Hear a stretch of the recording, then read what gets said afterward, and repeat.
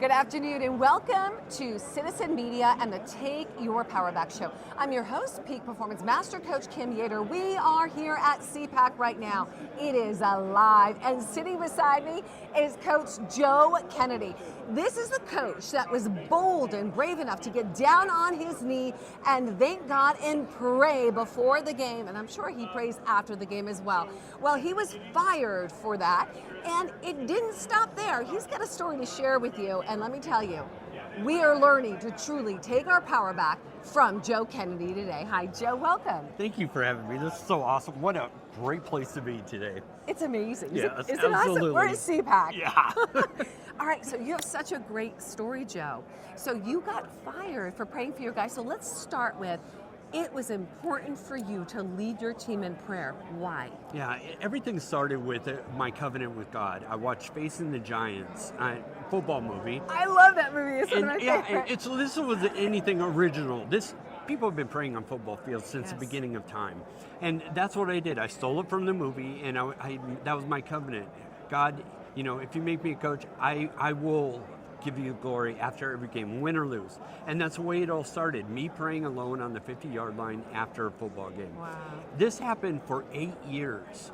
Now, sometimes the kids came out, sometimes they didn't. They asked if they could. I was like, this is a free country. You guys could do whatever you want. That's right. They asked if the other team could join. I said, this is your team. You guys make that decision.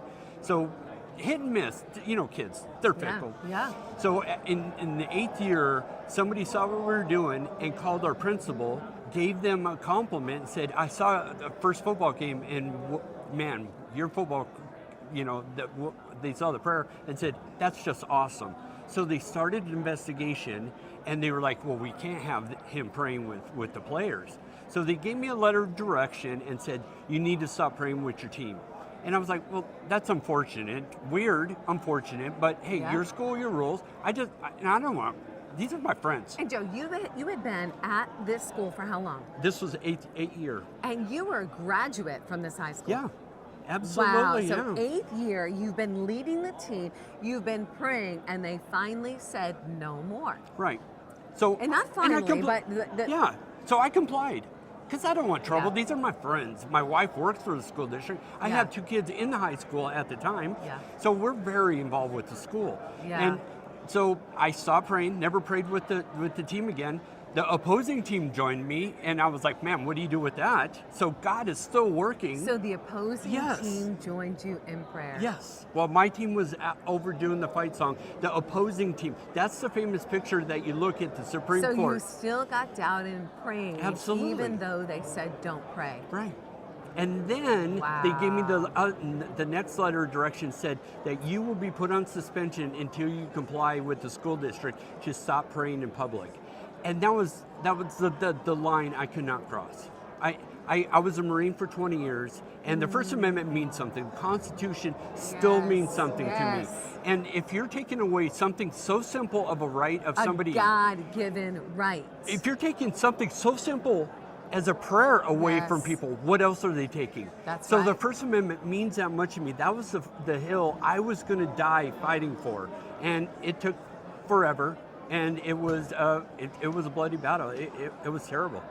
Wow, Joe, that is so crazy. So 7 years you were fighting this case. You're into your 8th year. It went before the Supreme Court, and what happens? So on the way there, it went to the Supreme Court twice. Okay. We lost 7 times in a row getting there. So we finally, the Supreme Court hears all the facts of the case, and they rule on what the Constitution says. Not on any other bias, but really what does the Constitution says.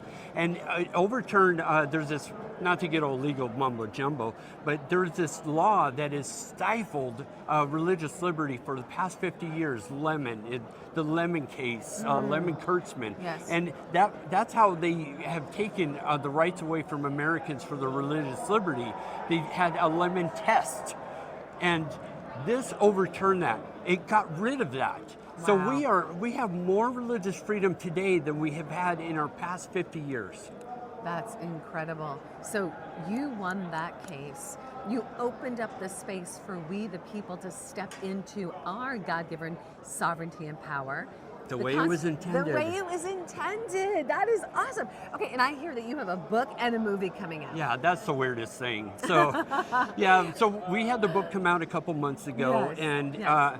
I didn't want it to be about the case, because to me that was just the end result. Yeah. And it's really about who I am, and tells a backstory. It's not a headline of, praying coach. I wanted people to know who I was. Yeah. And from, the kid that nobody wanted, always in trouble, through my Marine Corps career, combat and all that kind of stuff, and really shows how God could take the least likely person, to me, the biggest idiot in the world, and do something incredible with. That is so good. Yeah, and if I can make this kind of difference, what can everybody else do? That's right. That is the most amazing thing. So I'm encouraging everybody else to stand up and do the simple things in life, to do what is right, especially nowadays. And this election year is so huge and so important. Yes.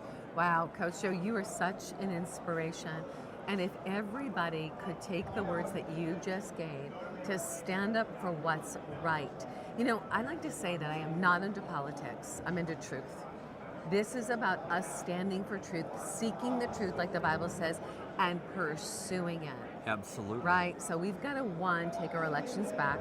That's number one.